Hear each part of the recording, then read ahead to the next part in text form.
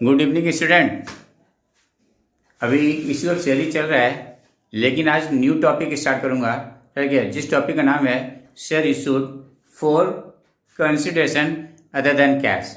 इसका मतलब ये होता है कि इससे पहले जब कंपनी शेयर इशू करता था, ठीक ना, तो उसे क्या मिलता था? पैसे। क्लियर है। लेकिन अब कंपनी शेयर इशू कर रही है, लेकिन पैसे नहीं ले रही है। क्या ले रही है? सामान ले रही है। क्लियर है। तो उस केस में क्या एंटी पास करेंगे? फिर से रिपीट कर रहा हूँ। देखिए, इससे पहले जो भी हमने क्वेश्चन सॉल्व किया था उसमें कंपनी शेयर इशू करती थी, उसके ब्याज में क्या लेती थी? पैसे लेती थी। राइट है। अब कंपनी क्या कर रही है? शेयर इशू कर रही है, इन पैसे नहीं ले रही है। क्या ले रही है? सामान ले रही है। राइट है ना। तो उस केस में हम क्या एंटी पास करेंगे? इशू को बोलते हैं share issued for consideration other than cash. Clear है। मतलब कैश ना ले करके सामान ले रही है, लेकिन क्योंकि जरूरी नहीं कि कैश ना ले ये नहीं लेती है। क्लियर है। लेकिन कभी कभी क्या होता है, क्लियर है, जिससे सामान लेती है कंपनी, वो बोलती है ठीक है हम शेयर, आप शेयर दे दीजिए, लेकिन सारा का सारा शेयर आप मत दीजिए, कुछ कैश में भी दे दीजिए। तो उस केस में क्या करती है कंपनी? कुछ कैश पेमेंट कर देती है सामान के बिहाफ में, है ना। तो उस सिचुएशन को हम कैसे टेकल करते हैं या क्या एंटी पास करते हैं, वो हम एंटी पास करते हैं। पहले मैं आपको कॉन्सेप्ट समझाता हूँ, एंटी बताता हूँ, एंड देन एक क्वेश्चन लूंगा और फिर इस क्वेश्चन क्या करूंगा? सॉल्व करूंगा। ठीक है। देखिए, पहले समझिएगा।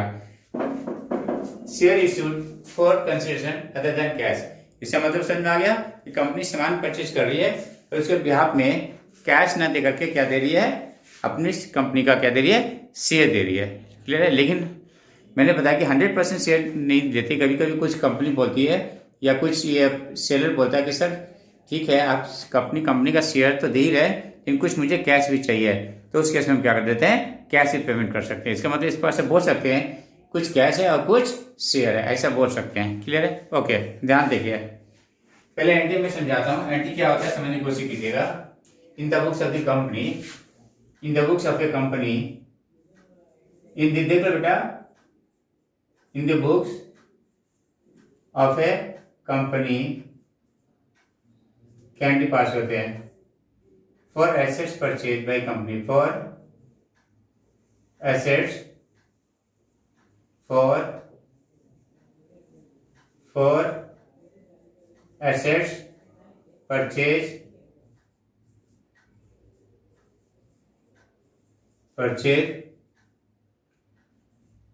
Bye company. जब कंपनी एसेट्स परचेज करती है तो क्या एंटी पास करती है? देखिए, एसेट्स अकाउंट यार,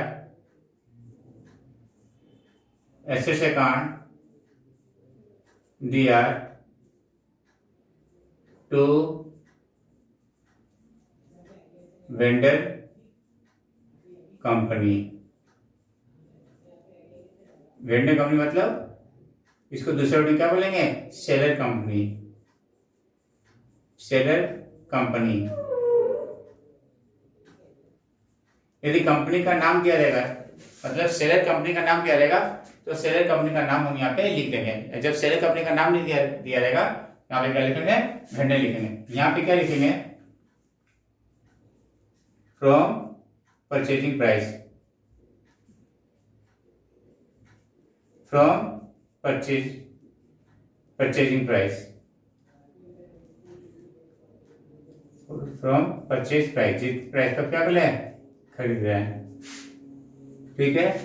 और यहाँ पे हम क्या लिख देंगे? गुडविल लिख देंगे। गुडविल अकाउंट क्या? Balancing figure. बैलेंसिंग फिगर समझाने के लिए बोल देते हैं, पर इसका मतलब कुछ और होता है। ठीक है। यहाँ पे from agreed value,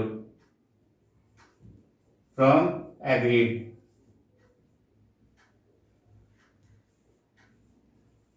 value.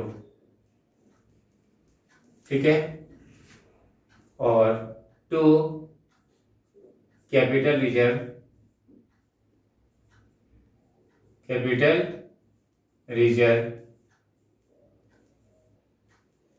Balancing figure. ठीक है।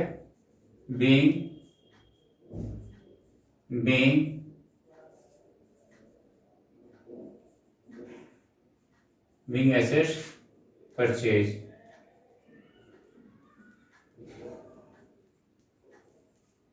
being assets purchased, being assets purchased, right है। यहाँ पे ये कब करेंगे, if PC is greater than net assets,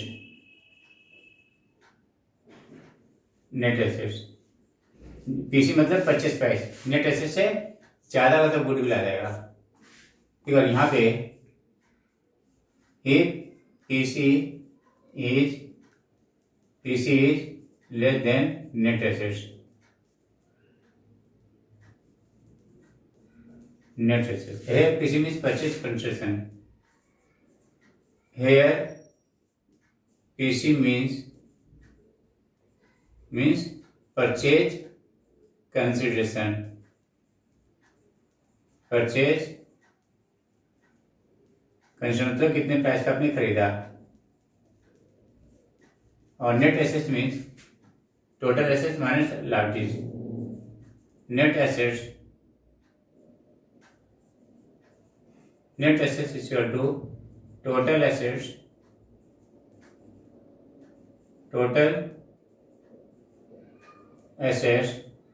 at agreed value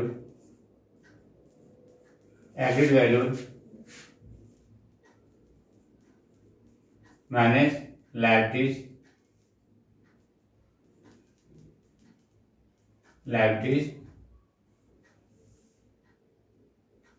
at realise value लिख दिया।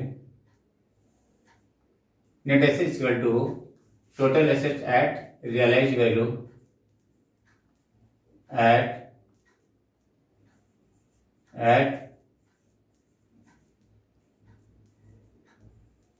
Realise value minus liabilities at agreed value. Liabilities at agreed value, ये दो वर्ड मैंने लिख दिया।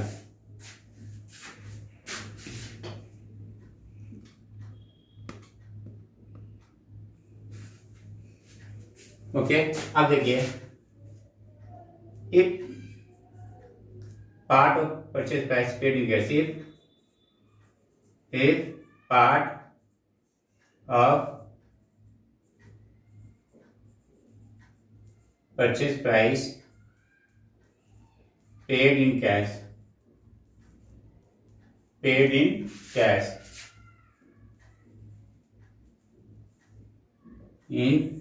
देखिए,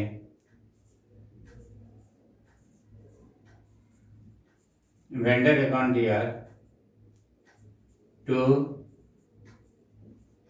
bank account from cash paid amount, cash paid,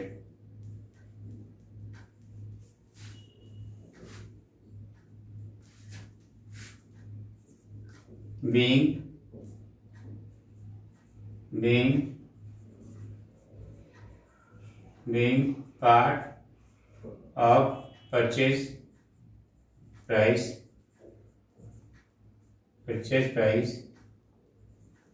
paid in cash,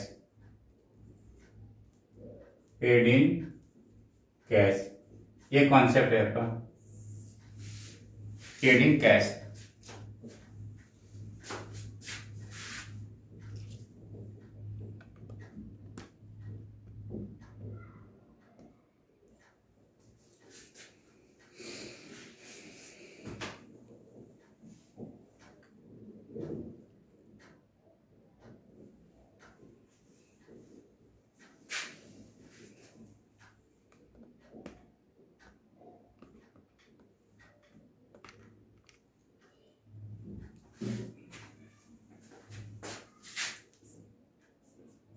If share issued at par,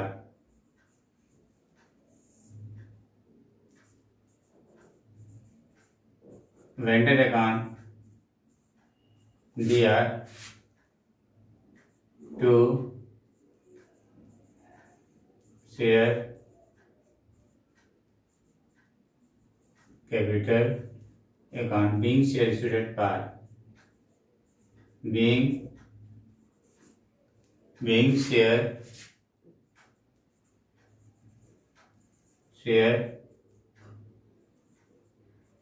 share issued at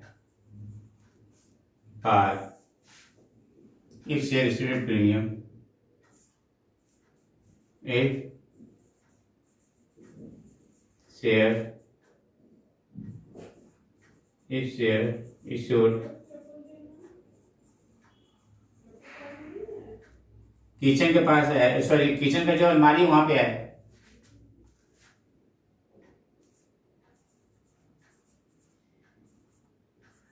vendor account दे आर to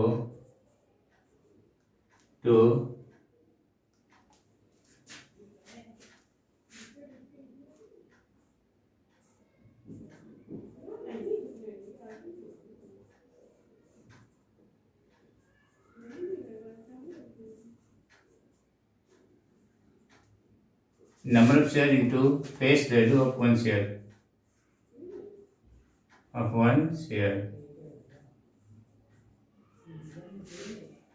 Vendor account दिया 2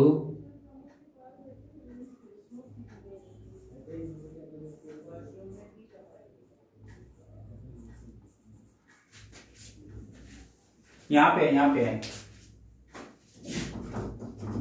लो example यही पे है।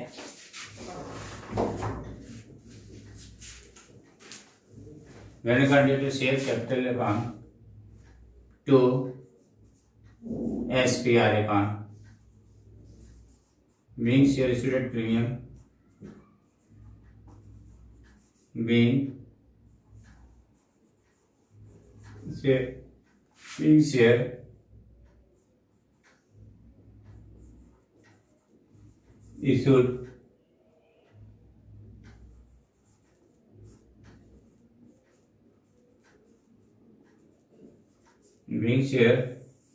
issued at premium, ये हो गया number of share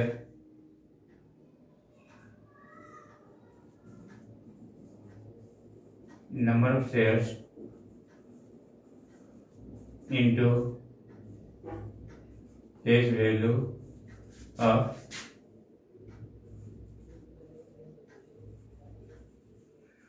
one share into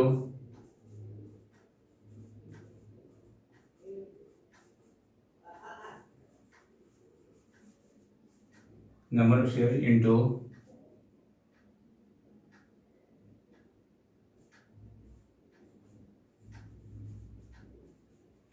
premium per share.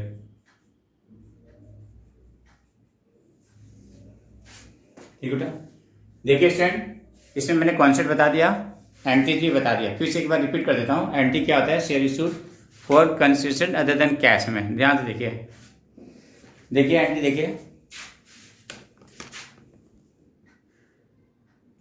देखिए पहली एंट्री है, यदि आप एसेट्स परचेज कर रहे हैं, ठीक है ना, तो एसेट्स अकाउंट दिया टू वेंडर कंपनी, जिस कंपनी से आपने परचेज कर रहे हैं। वेंडर को दूसरे वर्ड में क्या बोलते हैं? सेलर भी बोलते हैं। यदि सेलर कंपनी का नाम है तो कंपनी का नाम लिखेंगे। सपोज वाई लिमिटेड से परचेज कर रहे हैं तो वाई लिमिटेड लिख देंगे। क्लियर है?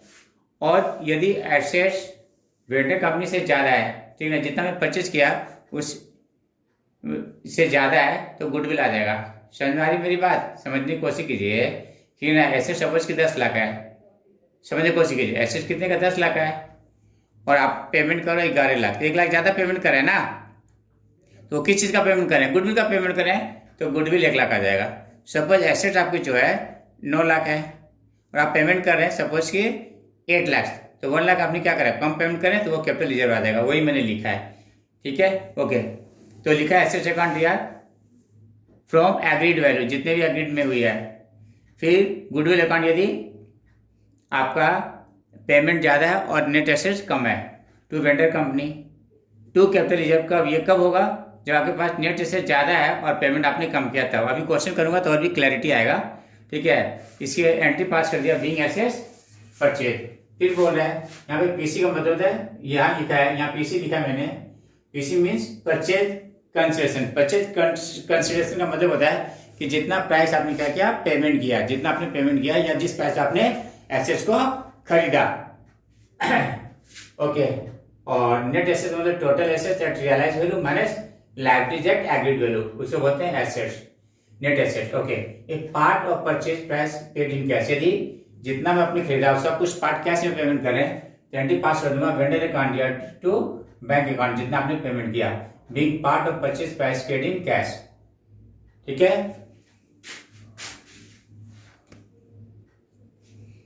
ठीक है, यदि आपने कुछ पार्ट में पेमेंट किया कैश, ये part of purchase price paid in cash.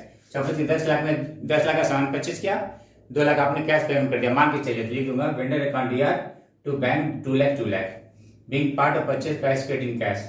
If share issued at par, यदि शेयर जो इश्यू करें, जिससे आपने सामान परचेज किया उसको शेयर इशू करें एट पार पे, तो लिखूंगा वेंडर अकाउंट यार टू शेयर कैपिटल अकाउंट। ठीक है, जितना नंबर ऑफ शेयर दे रहे हैं इनटू फेस वैल्यू पॉइंट से मल्टीप्लाई कर देंगे।